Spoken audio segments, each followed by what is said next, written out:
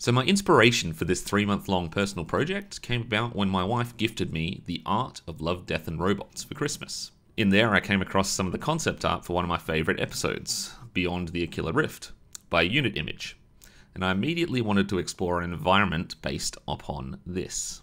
I started by exploring some of the more simple shapes like floor panels and built the environment out from there, using simple shapes with booleans to get the scale correct.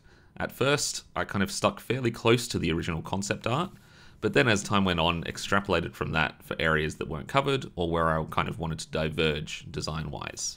Each asset was run through a standardized template I created in Houdini, which implemented edge damage, upresing of geometry, as well as automated UVs to get them ready to the look dev work. Each of these were then imported into Unreal as nanite meshes.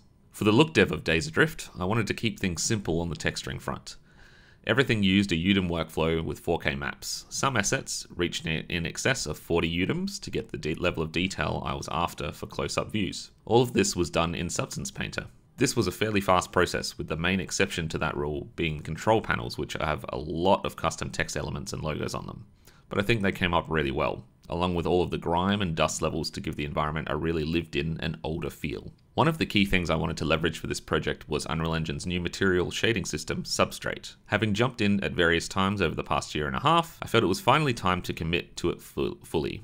Substrate allows for a much more accurate way to layer material properties and have accurate metallic blending, among other things, like much improved ways to render glass materials, which I definitely took advantage of for the cryopod canopies, allowing for translucent roughness and the like.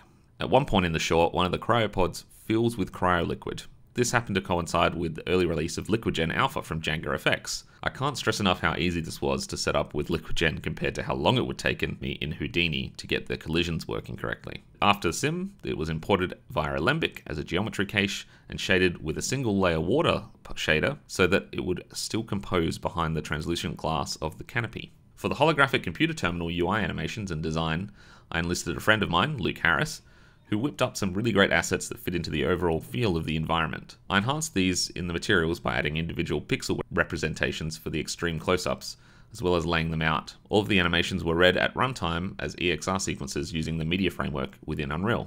Days Adrift's base environment was lit with hardware lumen with hit lighting enabled, utilizing tube lights for fluoros, rec lights for light coming from holographic elements, a single directional light for the starlight, as well as other various rec lights for per-shot beauty lighting. I wanted to go the workflow I usually follow on other jobs, so I generally set the mood with the environment or key lighting, and then on a per-shot basis have spawnable lights that enhance detail where I want it and really bring it to life.